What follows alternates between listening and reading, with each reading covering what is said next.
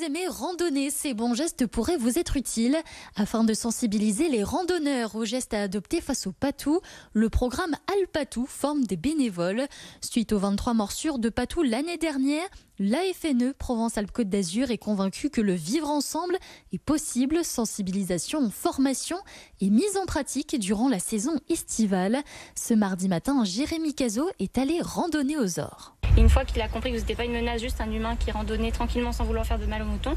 Livret et bande dessinée pédagogique en main, Alice et Éléonore sillonnent les sentiers de randonnée pour avertir des dangers des patous et apprendre aux randonneurs les meilleurs réflexes à adopter. Vous pouvez attendre, prendre le temps, vous arrêter.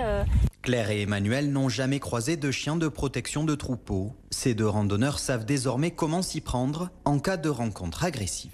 Maintenant, je sais qu'il ne faut pas s'approcher trop, il faut être vigilant. C'est important, surtout quand on voit arriver un animal qu'on ne connaît pas, de pouvoir savoir comment il faut réagir. Je reste calme et je cours pas parce que sinon il va croire que je suis une personne à croquer. Oui. Pour ne pas se faire croquer justement, pour calmer un patou éventuellement agressif, d'abord ne pas courir, puis laisser un objet entre soi et l'animal. En posant le sac à dos devant soi, ça permet au chien de ne pas rentrer directement à notre contact, dans notre sphère personnelle, et plutôt de pouvoir venir renifler le sac à dos avant de venir directement sur nous. D'abord avec le sac à dos et pas avec vous directement. Notre objectif, c'est la cohabitation. Donc la cohabitation, les activités humaines, dont le pastoralisme, mais aussi la faune sauvage.